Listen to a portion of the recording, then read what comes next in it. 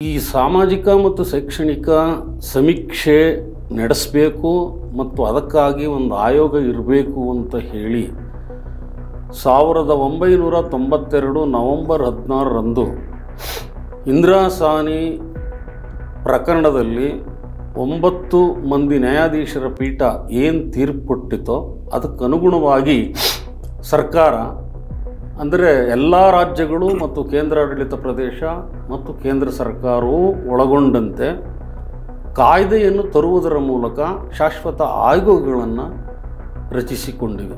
ಕೇಂದ್ರ ಸರ್ಕಾರ ಕೂಡ ಈಗ ಜನಗಣತಿ ಮಾಡ್ತೀನಿ ಅಂತ ಹೇಳ್ತು, ಮತ್ತು ಅದರಲ್ಲಿ ಜಾತಿ ಗಣತಿಯನ್ನು ಮಾಡ್ತೀನಿ ಅಂತ ಹೇಳಿದೆ, ನೋಟಿಫಿಕೇಷನ್ ಆಲ್ರೆಡಿ ಮಾಡಿದೆ. ಈ ಸಂದರ್ಭದಲ್ಲಿ ರಾಜ್ಯ ಸರ್ಕಾರ ಪ್ರತ್ಯೇಕವಾಗಿ ಜಾತಿ ಸಮೀಕ್ಷೆ ಮಾಡಬೇಕಾ ಅಂತೇಳಿ ಕೆಲವು ಪ್ರಶ್ನೆಗಳು ಕೇಳಿಬರ್ತಿದ್ದಾವೆ ಮತ್ತು ಅದನ್ನು ಆಕ್ಷೇಪದ ದನಿಯಲ್ಲಿ ಕೇಳಲಾಗ್ತಿದೆ. ಸೊ ಹಾಗಾಗಿ ನಿಜಕ್ಕೂ ರಾಜ್ಯ ಸರ್ಕಾರ ಇದನ್ನು ಮಾಡಬೇಕಾ ಅಥವಾ ಮಾಡಲಿಕ್ಕೆ ರಾಜ್ಯ ಸರ್ಕಾರಕ್ಕೆ ಹಕ್ಕಿಲ್ವಾ?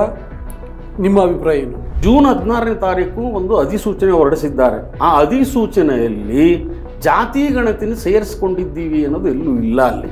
ಹಾಗಾಗಿ ಗೊತ್ತಿಲ್ಲ ಇನ್ನೂ ಯಾರಿಗೂ ಕೂಡ. ಈಗ ಇಷ್ಟೆಲ್ಲ ಆಗ್ತಿದೆ, ಗೊಂದಲಗಳಿದ್ದಾವೆ, ಎಲ್ಲ ಇದ್ದರೂ ಕೂಡ ಜನಕ್ಕೆ ಇನ್ನೂ ಅಷ್ಟು ಮಾಹಿತಿ ಇದ್ದಂತೆ ಕಾಣಿಸ್ತಾ ಇಲ್ಲ, ಕೆಲವು ಗೊಂದಲಗಳಿದ್ದಂತೆ ಕಾಣಿಸ್ತಿದೆ. ಈ ಜನರ ಪಾಲ್ಗೊಳ್ಳುವಿಕೆ ಹೇಗಿರ್ಬೇಕು ಆ್ಯಕ್ಚುಲಿ ಈ ಸಮೀಕ್ಷೆಗೆ? ಸರ್ಕಾರಿ ಯಂತ್ರ ಎಲ್ಲಿ ಜಾಗರೂಕತೆಯಿಂದ ಇರ್ತದೋ ಅಲ್ಲಿ ಮಾತ್ರ ಈ ಸಮೀಕ್ಷೆ ಕೆಲಸ ತುಂಬ ಚೆನ್ನಾಗಿ ಬರ್ತದೆ. ಸರ್ಕಾರಿ ಯಂತ್ರ ಎಲ್ಲಿ ಮನಸ್ವೇಚ್ಛೆ ಕೆಲಸ ಮಾಡಲಿಕ್ಕೆ ಶುರು ಮಾಡಿದಾಗ ಈ ಸಮೀಕ್ಷೆ ಕಾರ್ಯ ಫಲಿತಾಂಶ ಅಷ್ಟಾಗಿ ಒಳ್ಳೆಯದಿರೋದಿಲ್ಲ. ಮತದಾರರ ಪಟ್ಟಿ ಆಧಾರದ ಮೇಲೆ ಹೋಗ್ತಿತ್ತು, ಆದರೆ ಅದು ಬೇರೆ ರೀತಿಯ ವಿವಾದ ಆಗಿರೋದ್ರಿಂದ ಈಗ ಈ KEB ಕನೆಕ್ಷನ್ನ ಇಟ್ಕೊಂಡು ಆ ಮನೆಗಳನ್ನು ಲೇಔಟ್ ಮಾಡಿ ಅಲ್ಲಿಗೆ ಹೋಗಿ ಸಮೀಕ್ಷೆಯನ್ನು ಮಾಡುತ್ತೆ.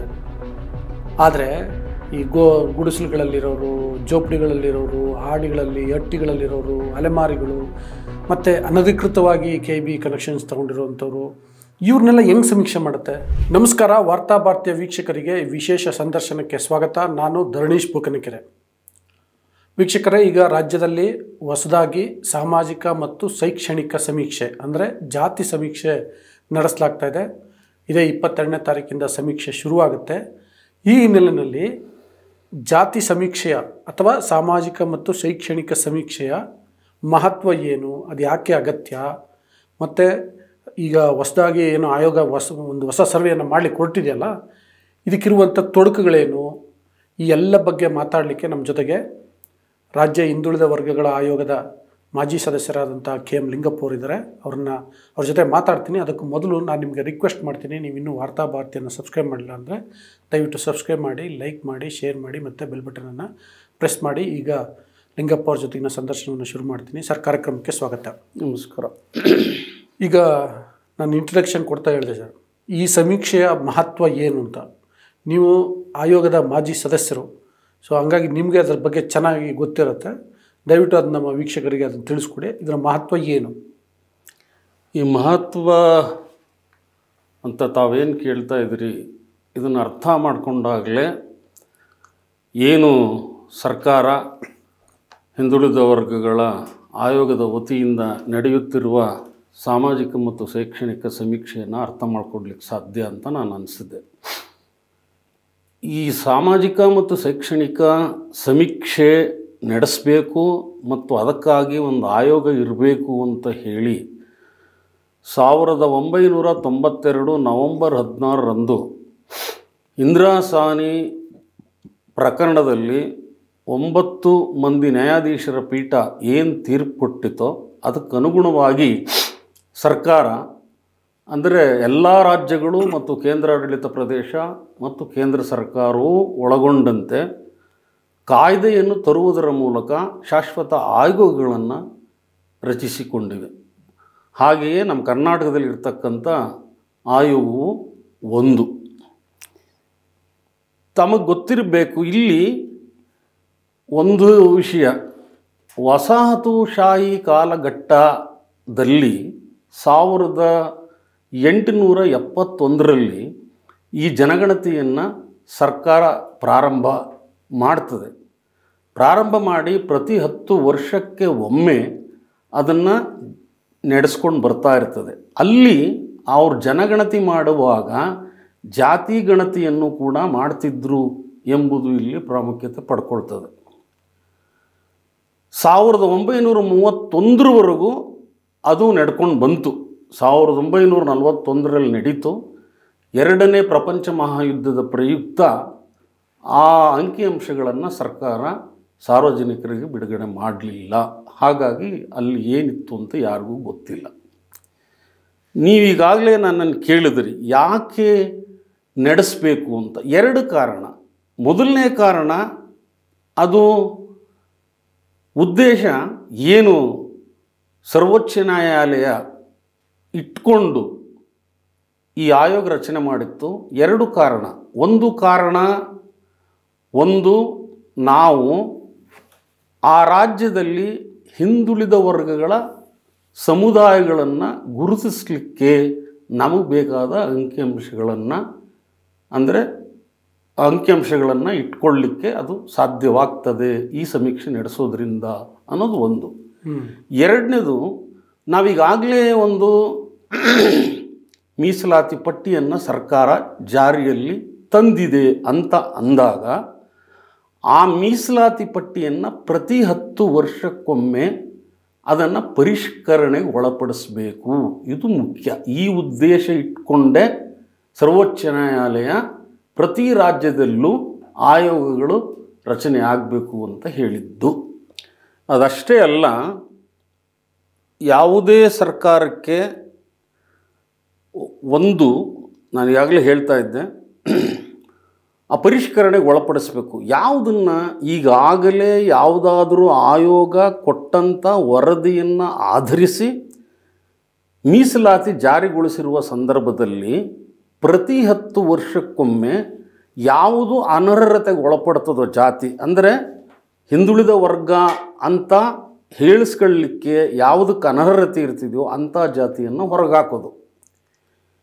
ಎರಡನೇದು, ಅಕಸ್ಮಾತ್ ಯಾವುದಾದ್ರೂ ಜಾತಿ ಬಿಟ್ಟು ಹೋಗಿದ್ದರೆ ಅಂಥ ಜಾತಿಯನ್ನು ಮನವಿ ಸ್ವೀಕರಿಸುವ ಮೂಲಕ ವಿಚಾರಣೆಗೊಳಪಡಿಸಿ ಅಂಥ ಜಾತಿಯನ್ನು ಈಗಿರ್ತಕ್ಕಂಥ ಮೀಸಲಾತಿ ಪಟ್ಟಿಗೆ ಸೇರಿಸೋದು ಅನ್ನೋ ಒಂದು ಉದ್ದೇಶ ಸುಪ್ರೀಂ ಕೋರ್ಟ್ಗಿತ್ತು. ಅದಲ್ಲದೆ ನಾವು ಈಗ ಬಹುಶಃ ಸರ್ಕಾರಕ್ಕೆ ಈ ವಿಷಯ ಗೊತ್ತಿತ್ತೋ ಇಲ್ವೋ ಗೊತ್ತಿಲ್ಲ, 2004ರಲ್ಲಿ ನಾವು ಜಾತಿ ಗಣತಿ ಮಾಡಬೇಕು ಅಂತ ಪ್ರಾರಂಭಿಸಿದ್ರು. ಅದು ಕೊನೆಗೆ ನಾನು ಎಲ್ಲ ವಿಷಯಗಳನ್ನು ಹೇಳಕ್ಕೆ ಹೋಗಲ್ಲ. 2015ರಲ್ಲಿ ಕಾಂತರಾಜ್ ಆಯೋಗ ಈ ವಿಷಯದಲ್ಲಿ ಕೆಲಸ ಮಾಡಿದೆ, ಸಮೀಕ್ಷೆ ಮಾಡಿದೆ. ಆ್ಯಕ್ಚುಲಿ ಜಾತಿ ಗಣತಿ ಅಂತ ಹೇಳೋದು ಸರಿಯಲ್ಲ, ಜಾತಿ ಸಮೀಕ್ಷೆ ಅಲ್ಲ, ಅದು ಸಾಮಾಜಿಕ ಮತ್ತು ಶೈಕ್ಷಣಿಕ ಸಮೀಕ್ಷೆ 2015. ಅದು ಆ್ಯಕ್ಚುಲಿ 2005ರಲ್ಲೇ ಮಾಡಬೇಕಾಗಿತ್ತು. ಯಾಕೆಂದರೆ ನಮಗೆ ಜಾತಿ ಪಟ್ಟಿ ಕರ್ನಾಟಕದಲ್ಲಿ ಜಾರಿಗೆ ಬಂದಿರೋದು 2004ರಿಂದ ಬಂದಿರೋದು. ಪ್ರತಿ 10 ವರ್ಷಕ್ಕೊಂದು ಸಲ ನಾವು ಮಾಡಬೇಕು ಅಂದರೆ 2005 ಅಥವಾ 6ರಲ್ಲಿ ಮಾಡಬೇಕಾಗಿತ್ತು ತಾನೇ, ಮಾಡಲಿಲ್ಲ. ಆದರೆ ತಪ್ಪಿಲ್ಲ, 2015ಕ್ಕಾದರೂ ಮಾಡಿದ್ದಾರೆ. ಮಾಡಿದಂಥ ಸಂದರ್ಭದಲ್ಲಿ ಅದು ಮಾಡಿದ್ರೂ ಕೂಡ ನಮಗೆ 94.5% ಮಾಹಿತಿಯನ್ನು ನಾವು ಸಂಗ್ರಹಿಸಿದ್ದೇವೆ. ಬೇರೆ ಬೇರೆ ರಾಜಕೀಯ ಕಾರಣಗಳಿಗೋಸ್ಕರ ಅದನ್ನು ಸರ್ಕಾರ ಸ್ವೀಕರಿಸಿದ್ರು ಕೂಡ ಅದನ್ನು ಬಿಡುಗಡೆ ಮಾಡಲಿಲ್ಲ. ಆದರೂ ಕೂಡ ಏನಾಗಿದೆ, ಅದು ಈ ಸಾಮಾಜಿಕ ಮಾಧ್ಯಮದಲ್ಲೆಲ್ಲ ಹರಿದಾಡಿದೆ, ಅದೆಲ್ಲ ಗೊತ್ತಿದೆ ಅದು. ಹಾಗಾಗಿ ಎಲ್ರಿಗೂ ಆ ಜಾತಿ ಬೇರೆ ಅಂಶಗಳು ಗೊತ್ತಾಗದೆ ಹೋದರೂ ಕೂಡ ಜಾತಿಯ ಜನಸಂಖ್ಯೆ ಎಷ್ಟು ಅನ್ನೋದು ಗೊತ್ತಾಗ್ಬಿಟ್ಟಿದೆ. ಆಯಿತು, ಮಾಡಲಿಲ್ಲ. ಮತ್ತೊಮ್ಮೆ ಈ ಸರ್ಕಾರ ಏನು ಹೇಳ್ತು, ನಾವು ಮರು ಸಮೀಕ್ಷೆ ಮಾಡ್ತೀವಿ ಅಂತ ಹೇಳಲಿಕ್ಕೆ ಹೊರಡ್ತು. ವಾಸ್ತವವಾಗಿ ಮರು ಸಮೀಕ್ಷೆ ಅಲ್ಲ. ಏಕೆ ಅಂದರೆ ಈ ಸಮೀಕ್ಷೆ ಕಾಂತರಾಜ್ ಆಯೋಗ ಮಾಡಿರ್ತಕ್ಕಂಥ ಸಮೀಕ್ಷೆ ಕಳೆದು 10 ವರ್ಷಗಳಾಗೋಯ್ತು. 10 ವರ್ಷಗಳಾದ ನಂತರ ಮತ್ತೊಮ್ಮೆ ನಾವು 2ನೇ ಸಮೀಕ್ಷೆ ಕೈಗೊಳ್ಳಲೇಬೇಕಾಗಿತ್ತು. ಆ ಸಮಯ ಈಗ ಸದ್ಯಕ್ಕೆ ಬಂದಿದೆ. ಓಕೆ.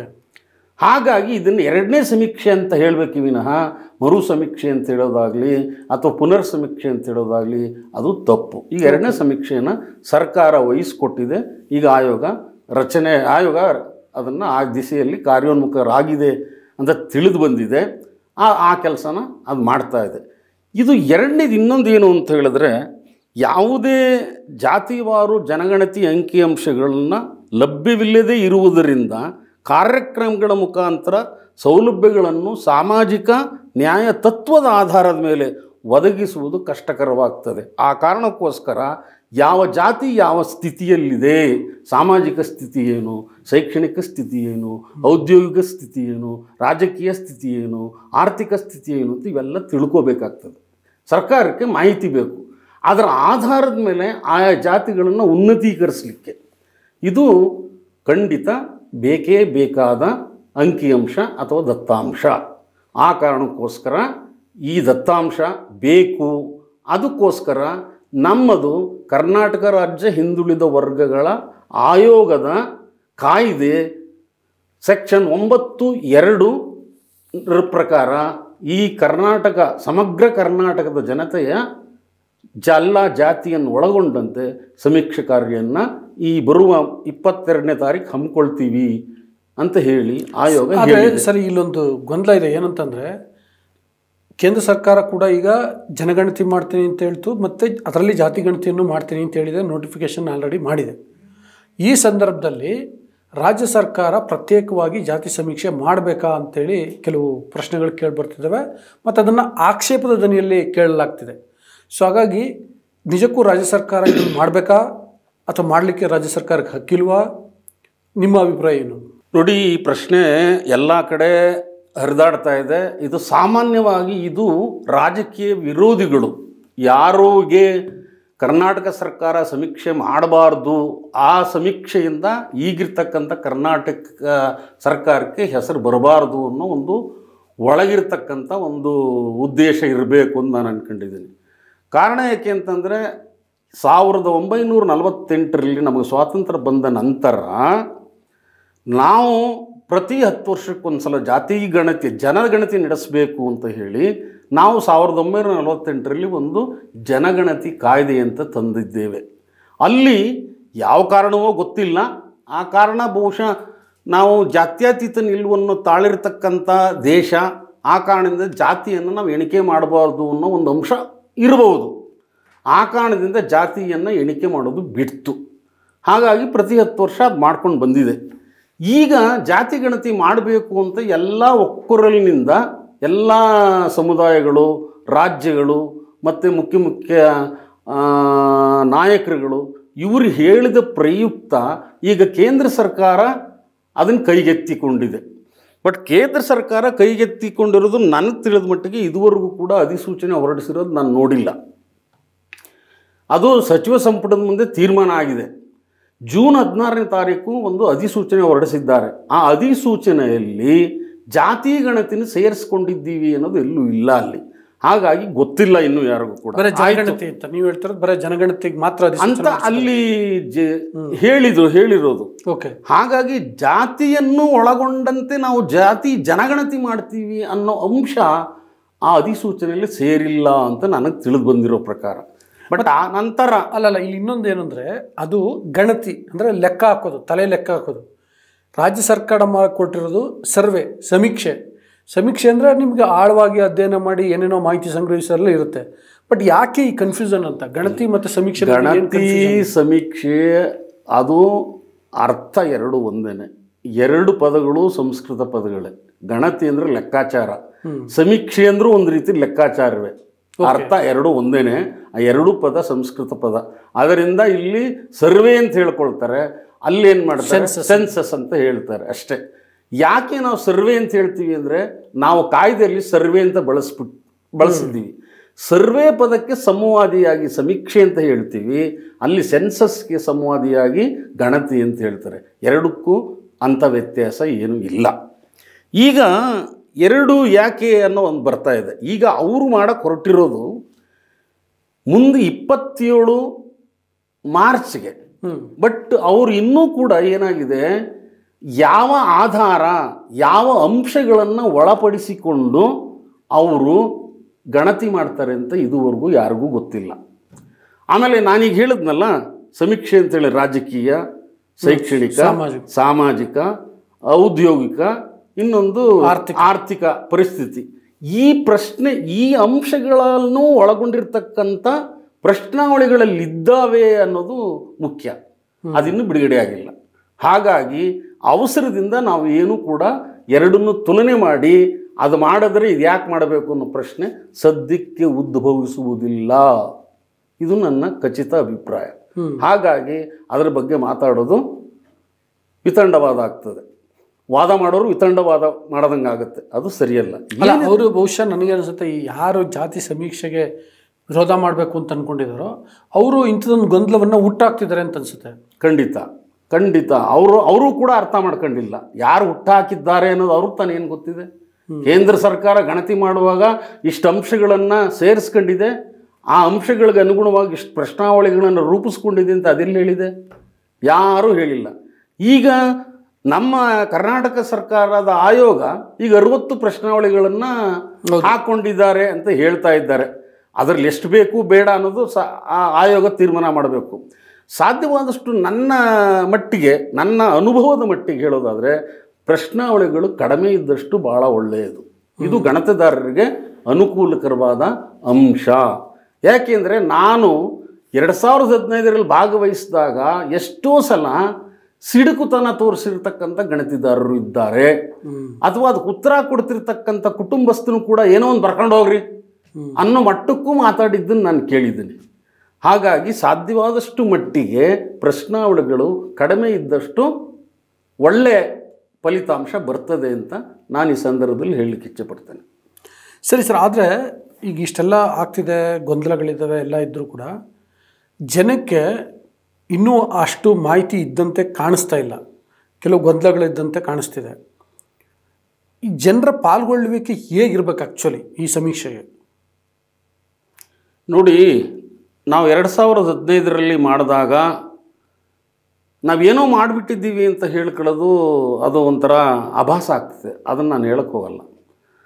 ಆದರೂ ಕೂಡ ಇದನ್ನು ನಾವು ಒಂದು ಮಹೋತ್ಸವದ ರೀತಿಯಲ್ಲಿ ಅದನ್ನು ನಾವು ತಗೊಂಡಿದ್ದು. ನಮ್ಮ ಆಯೋಗ ಸುಮಾರು 3-4 ಸಲ ನಾವೇನು ಮಾಡ್ತೀವಿ ಅಂತ ಅನ್ನೋದನ್ನು ನಾವು ಪುಟಗಟ್ಟಲೆ ಪತ್ರಿಕೆಗಳಿಗೆ ವರದಿ ಕೊಟ್ಟಿದ್ದು. ಜೊತೆಗೆ ನಾವು ಪ್ರತಿಯೊಂದು ಜಿಲ್ಲೆಲೂ ಕೂಡ ಹೋಗಿ ಈ ರೀತಿ ಮಾಡ್ತೀವಿ ಅಂತೇಳಿ ನಾವು ಅಲ್ಲಿರ್ತಕ್ಕಂಥ ಜನರನ್ನು ಕರೆದು ಅವ್ರಿಗೆ ಬಂದಷ್ಟು ಜನಕ್ಕೆ ಆ ಮಾಹಿತಿ ಕೊಟ್ಟು, ಮಾಹಿತಿ ಕೊಡುವುದೂ ಅಲ್ಲದೆ ನಾವು ಪತ್ರಿಕಾಗೋಷ್ಠಿ ಮೂಲಕ ಪ್ರಚಾರ ಕೂಡ ಮಾಡಿದ್ದೋ.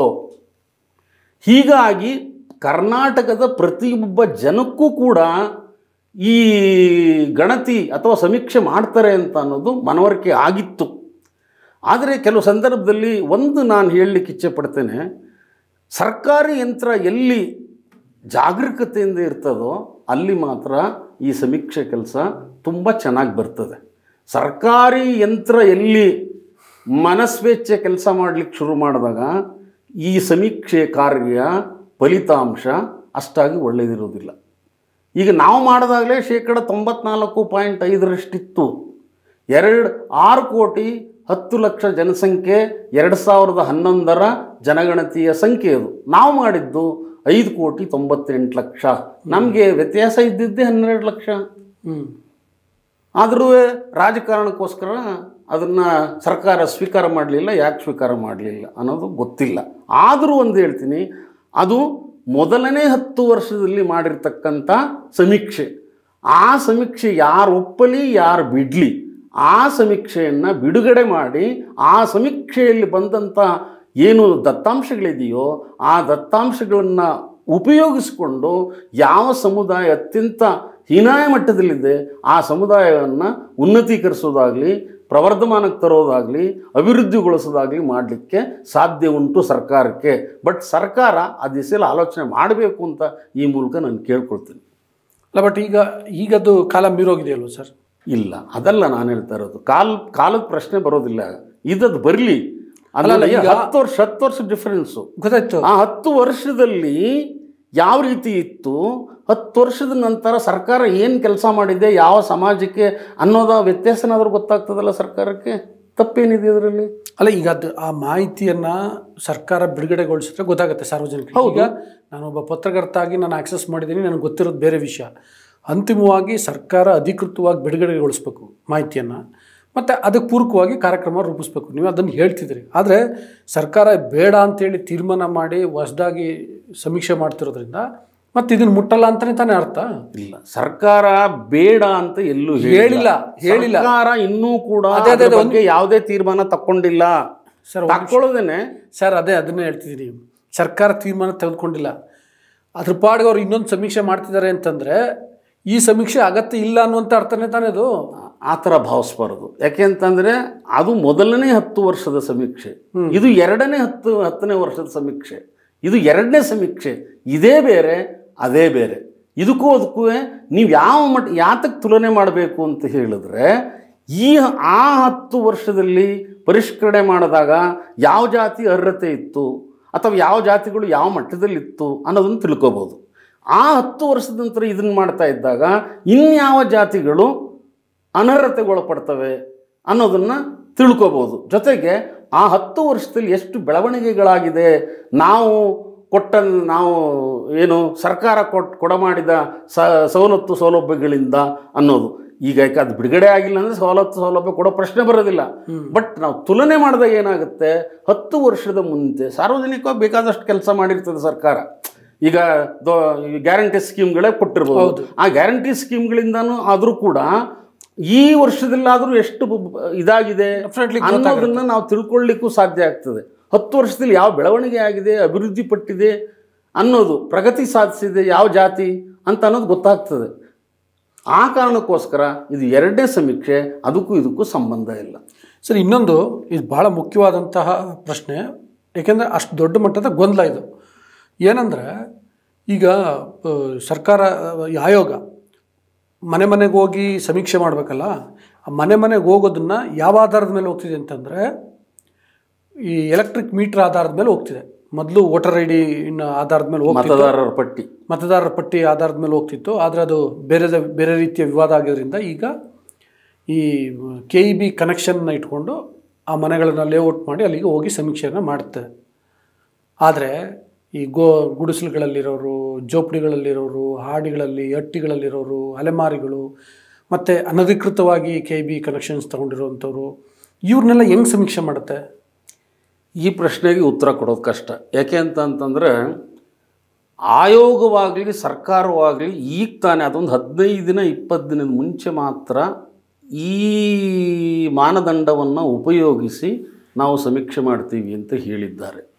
ಅದನ್ನು ಯಾವುದಾದ್ರೂ ಪತ್ರಿಕಾಗೋಷ್ಠಿಯ ಮೂಲಕ ಆಯೋಗ ಅದನ್ನು ಪ್ರಸ್ತುತಪಡಿಸಬೇಕಾಗಿದ್ದು ಕರ್ತವ್ಯ ಅದು ಮಾಡಲಿಲ್ಲ. ಹಾಗಾಗಿ ಜನರೆಲ್ಲ ಈ ವಿಷಯದಲ್ಲಿ ಗೊಂದಲಕ್ಕೀಡಾಗಿದ್ದಾರೆ. ಇವತ್ತಿನ ಪತ್ರಿಕೆ ನೋಡೋದಾದರೆ ಅವರು 70% ಈಗಾಗಲೇ ಅಂಥ ಮನೆಗಳು, ಯಾವುದು ಈ ವಿದ್ಯುತ್ ಶಕ್ತಿ ಇಲಾಖೆ ಏನಿದೆಯೋ ಅದು ಈಗಾಗಲೇ ಒಂದು ಸ್ಟಿಕ್ಕರನ್ನು ಅಂಟಿಸಿದೆ. ಆ ಕೆಲಸ 70% ಆಗಿದೆ ಅಂತ. ಇನ್ನು 30% ಯಾಕೆ ಆಗಿಲ್ಲ ಅನ್ನೋದು ನನಗೆ ಗೊತ್ತಿಲ್ಲ. ಅದು ನಿಮಗೆಷ್ಟು ಗೊತ್ತೋ ನನಗೂ ಅಷ್ಟೇ ಗೊತ್ತು. ಹಾಗಾಗಿ ಅಲ್ಲೇನಾಗಿದೆ, ಈ ನಿಮ್ಮ ಪ್ರಶ್ನೆಗೆ ಉತ್ತರ ಆಯೋಗ ಕೊಡಬೇಕೇ ವಿನಃ ನಾನು ಅದರಲ್ಲಿ ಭಾಗವಹಿಸಿಲ್ಲ. ನಾನು ಈ ಕಮಿಷನಲ್ಲಿ ನೀವಿಲ್ಲ, ಅದರ ಹಿಂದೆ ಆಯೋಗದ ಸದಸ್ಯರಾಗಿದ್ದರೆ ನಿಮಗೆ ಆ ಪ್ರೋಸೆಸ್ ಗೊತ್ತಿರುತ್ತೆ ಮತ್ತು ಪರ್ಯಾಯ ಮಾರ್ಗಗಳು ಗೊತ್ತಿರುತ್ತೆ ಅನ್ನೋ ಕಾರಣಕ್ಕೋಸ್ಕರ ಇದಕ್ಕೇನಾದರೂ ಪರ್ಯಾಯ ಮಾರ್ಗಗಳಿದಾವ ಅನ್ನೋ ದೃಷ್ಟಿಯಲ್ಲಿ ಕೇಳಿದಿಲ್ಲ. ಇಲ್ಲ, ಇದಕ್ಕೇನಾಯಿತು ಅಂದರೆ, ಈಗ ನಾಗಮೋಹನ್ ದಾಸ್ ಆಯೋಗದ್ದು ಒಂದು ಉದಾಹರಣೆ ಕೊಡೋಕ್ಕೆ ನಾನು ಇಚ್ಛೆ ಪಡ್ತೀನಿ. ನಾಗಮೋಹನ್ ದಾಸ್ ಆಯೋಗ ಮತದಾರರ ಪಟ್ಟಿಯನ್ನು ಇಟ್ಕೊಳ್ತು. ಒಂದೊಂದು ಪಟ್ಟಿ, ಒಂದೊಂದು ಬ್ಲಾಕ್ಗೆ ಒಂದು ಪಟ್ಟಿ, ಅದು ಕಡ್ಡಾಯವಾಗಾರು ಇರ್ತಿತ್ತು. ಅದು ಅಲ್ಲಿ ಯಾವುದೋ ಒಂದು ಮನೆಯವನು ಹೊರಗಡೆ ಹೋಗಿರ್ಬೋದು ಅಥವಾ ಹೋಗಿಲ್ಲದೆ ಇರ್ಬೋದು, ಅಥವಾ ಜನಗಣತಿದಾರ ಅಲ್ಲಿ ಹೋಗದೇ ಇರ್ಬೋದು, ಇವೆಲ್ಲ ಕಾರಣಗಳಿರ್ತವೆ. ಆದರೂ ಕೂಡ ಅವ್ರಿಗೆ ಒಂದು ಭರವಸೆ ಇತ್ತು ಅವ್ರಿಗೆ. ನಾವು ಸಂಪೂರ್ಣವಾಗಿ ಅವ್ರು ಹೇಳಿದ್ದೆಷ್ಟು 1,16,00,000 ಅಂತ. ಅವ್ರು ಹೇಳಿದ್ದೇನು 15 ದಿನದಲ್ಲಿ ಇದನ್ನು ಮುಗಿಸ್ತೀವಿ ಅಂತ. ಅದು ನಿಮಗೂ ಗೊತ್ತಿದೆ. 15 ದಿನ ಹೋಗಿ 2 ತಿಂಗಳು 1 ದಿನ ತಗೊಂಡ್ರು ಅವರು. ಇದು ಮೇ 5ರಲ್ಲಿ ಪ್ರಾರಂಭವಾಗಿ ಜೂಲೈ 6ನೇ ತಾರೀಕುವರೆಗೂ ಕೂಡ ಈ ಕೆಲಸ ಮುಂದುವರಿತು. ಇಷ್ಟಾದರೂ ಕೂಡ ಅವರು ಸಮಗ್ರವಾದ ದತ್ತಾಂಶವನ್ನು ಪಡೀಲಿಕ್ಕೆ ಸಾಧ್ಯ ಆಗಲಿಲ್ಲ. ಅವರು ಪಡೆದದ್ದೆಷ್ಟು 1,07,00,000. ಹಾಗಾಗಿ ಇನ್ನೂ ಒಂದು 9 ಲಕ್ಷ ಉಳಿದೋಗಿದೆ. ಬಹುಶಃ ನನಗನ್ಸುತ್ತೆ ಅದನ್ನೇ ಮಾನದಂಡವಾಗಿ ಇಟ್ಕೊಂಡಿದ್ರೆ ಇನ್ನೂ ಚೆನ್ನಾಗಿ ಬರ್ತಿತ್ತೇನೋ ಅಂತ ಅನ್ನಿಸ್ತದೆ. ಮತದಾರರ ಪಟ್ಟಿಯನ್ನೇ. KEB ಕನೆಕ್ಷನ್ಸ್ ಇದ್ದು ಅದು ಯಾಕೆ KEB ಕನೆಕ್ಷನ್ ನನಗೆ ತಿಳಿದ ಮಟ್ಟಿಗೆ ನಾನು ಎಲ್ಲೋ ಒಂದು ಕಡೆ ಓದಿದ ಹಾಗೆ ಇನ್ನೂ 2,000 ಹಳ್ಳಿಗಳಿಗೆ, ಅಂದರೆ ಹಳ್ಳಿಗಳು ಅಂದರೆ ಅವು ಮಜರಾ ಗ್ರಾಮಗಳು ಅಂತಾರೆ. ಮಜರಾ ಗ್ರಾಮಗಳು ಅಂದರೆ ಹಾಡಿ, ತಾಂಡ, ಕೊಪ್ಪಲು, ಮೋಳೆ ಈ ಥರದ್ದು. ಈ ಥರ ಗ್ರಾಮಗಳಿಗೆ ಇನ್ನೂ ವಿದ್ಯುತ್ ಶಕ್ತಿ ಸಂಪರ್ಕ ಬಂದಿಲ್ಲ ಅಂತ ನೀವು ಹೇಳ್ತಿರೋದು ಗ್ರಾಮಗಳಿಗೆ ಬಂದಿಲ್ಲ ಅಂತ ಹೇಳೋ ಅದನ್ನು ನಾನು ಕೇಳಿದ್ದೀನಿ. ಬಹುಶಃ ಅದು ಹಳೆದಿರ್ಬೋದು. ಬಟ್ ಆದರೆ ಕರ್ನಾಟಕ ಸರ್ಕಾರದ ಮಾಹಿತಿಗಳ ಪ್ರಕಾರ, ಇಂಧನ ಇಲಾಖೆ ಮಾಹಿತಿ ಪ್ರಕಾರ ಮತ್ತು ಈಗ ಆಯೋಗ ಹೇಳ್ತಿರೋ ಪ್ರಕಾರ ಕರ್ನಾಟಕದಲ್ಲಿ 98% ಕುಟುಂಬಗಳಿಗೆ 98% ಫ್ಯಾಮಿಲಿಗಳು ಈ KEB ಕನೆಕ್ಷನ್ಸ್ನ ಹೊಂದಿವೆ ಅಂತ. ಅದು ಒಪ್ಕೊಂಡೆ, ತುಂಬ ಸಂತೋಷ. ನೀವು ಹೇಳಿದ್ದು ನಾನು ಒಪ್ಕೊಳ್ತೀನಿ. ಆದರೆ ಇನ್ನೂ 2% ಅಂತ ಹೇಳಿದ್ರಿ. 2% ಅಂತ ಹೇಳಿದ್ರೆ ಎಷ್ಟೋಯ್ತು ಅದನ್ನು ಲೆಕ್ಕ ಹಾಕಬೇಕು. 7 ಕೋಟಿಗಿಂತ ಜಾಸ್ತಿ. ಅದು ಎಷ್ಟೋಯ್ತು ಅದನ್ನೊಂದು ಲೆಕ್ಕ ಹಾಕಬೇಕು.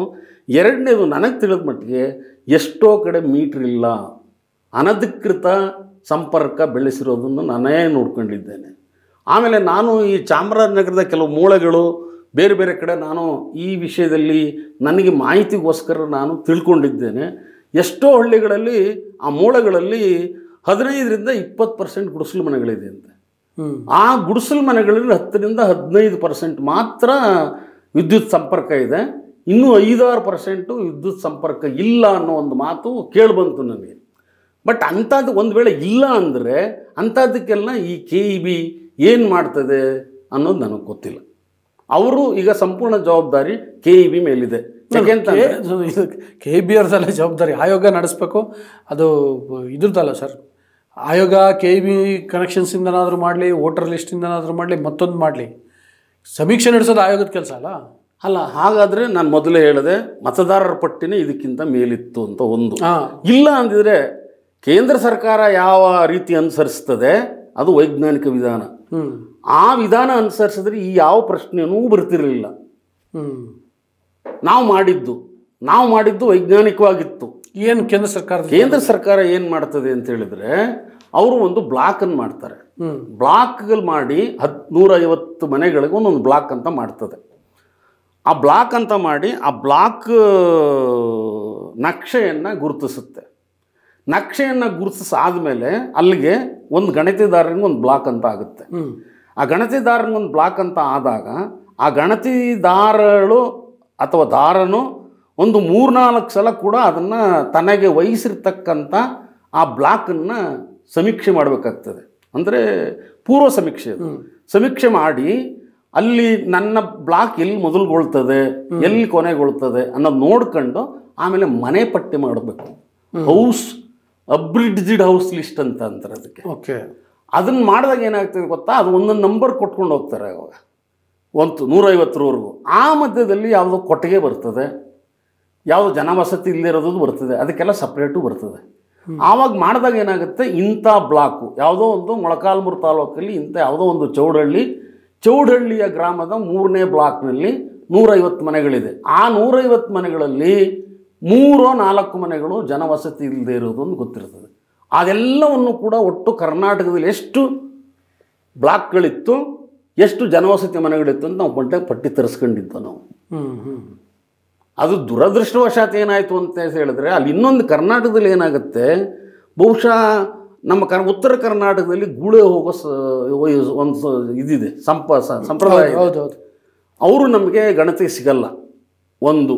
ಆಮೇಲೆ ಯಾವುದೋ ಈ ಸಂದರ್ಭದಲ್ಲಿ ಅವರು ಬೇರೆ ಯಾವುದೋ ಮನೆಗೆ, ನೆಂಟರಿಷ್ಟರ ಮನೆಗೆ ಹೋಗಿರುವಂಥ ದಸರಾ ವೆಕೇಶನ್ ಅದಕ್ಕೂ ಹೋಗಿರ್ಲಿಕ್ಕೆ ಸಾಧ್ಯ.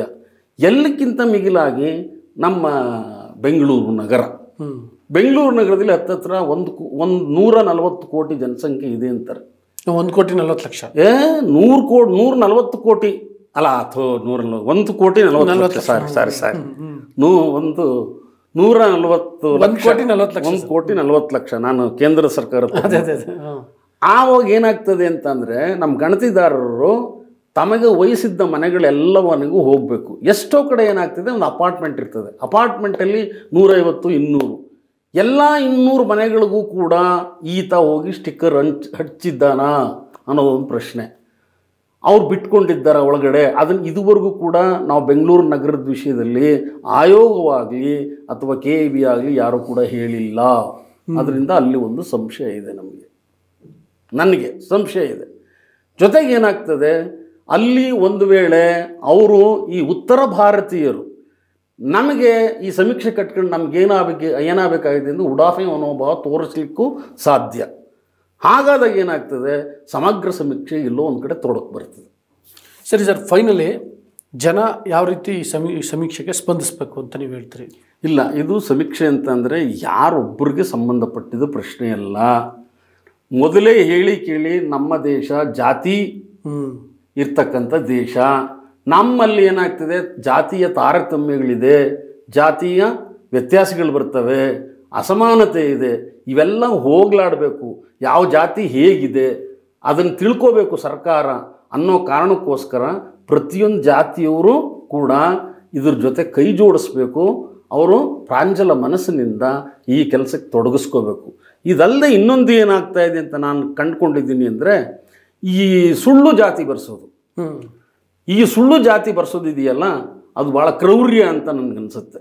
ಯಾಕೆಂದರೆ ಯಾವುದೋ ಜಾತಿಗೆ ಸಿಗುವಂಥ ಸೌಲಭ್ಯವನ್ನು ಮುಂದುವರೆದ ಜಾತಿಯ ಕಸ್ಕೊಳ್ಳೋದಿದೆಯಲ್ಲ, ಅದರಂಥ ಕ್ರೌರ್ಯ ಯಾವುದೂ ಇಲ್ಲ. ಇದಕ್ಕೆ ಉದಾಹರಣೆಗೆ ಹಿಂದೆ ನಾಗಮೋಹನ್ ದಾಸ್ ಆಯೋಗ ಮಾಡಿದಂಥ ಸಂದರ್ಭದಲ್ಲಿ ನಮ್ಮ ಕಾಂಗ್ರೆಸ್ ಪಕ್ಷದ ಅಧ್ಯಕ್ಷರು ಯಾವುದೋ ಒಂದು ಉತ್ತರ ಕರ್ನಾಟಕದ ಯಾವುದೋ ಒಂದು ನಗರದಲ್ಲಿ ಮಾತಾಡುವಂಥ ಸಂದರ್ಭದಲ್ಲಿ ಇದು ಬೇಡ ಜಂಗಮ ಅಥವಾ ಬೇಡುವ ಜಂಗಮ, ಈ ಸರ್ಟಿಫಿಕೇಟನ್ನು ಬೇಡುವ ಜಂಗಮ ಅಂದರೆ ಲಿಂಗಾಯತ ಜಂಗಮರು ತಗೊಳ್ತಾ ಇದ್ದಾರೆ, ಇದು ತೀರಾ ಅನ್ಯಾಯ ಅಂತ ಅವರು ಫಲವಾಗಿ ಖಂಡಿಸಿದ್ದಾರೆ. ಹೌದು, ಇದು ಅದೊಂದೇ ಅಲ್ಲ, ಅದೊಂದೇ ಜಾತಿಗೆ ಬರೋದಿಲ್ಲ. ಇನ್ನು ಆ ಲಿಂಗಾಯತರಲ್ಲಿ ಸಾದರು ಅಂತ ಒಂದು ಜಾತಿ ಇದೆ. ಆ ಸಾದರು ಕೂಡ ಏನು ಮಾಡ್ತಾರೆ, ಅವರು ಕ್ಯಾಸ್ಟ್ ಸರ್ಟಿಫಿಕೇಟು ಸವಲತ್ತುಗೋಸ್ಕರ ಹಿಂದೂ ಸಾದರವನ್ನು ಬರೆಸ್ಕೊಳ್ತಾರೆ. ವಾಸ್ತವವಾಗಿ ಹಿಂದೂ ಸಾದರು 40-50 ಸಾವಿರನೂ ಕೂಡ ಇಲ್ಲ. ಅವರು ಈ ರೀತಿ ಸರ್ಟಿಫಿಕೇಟ್ ತಗೋತಾರೆ.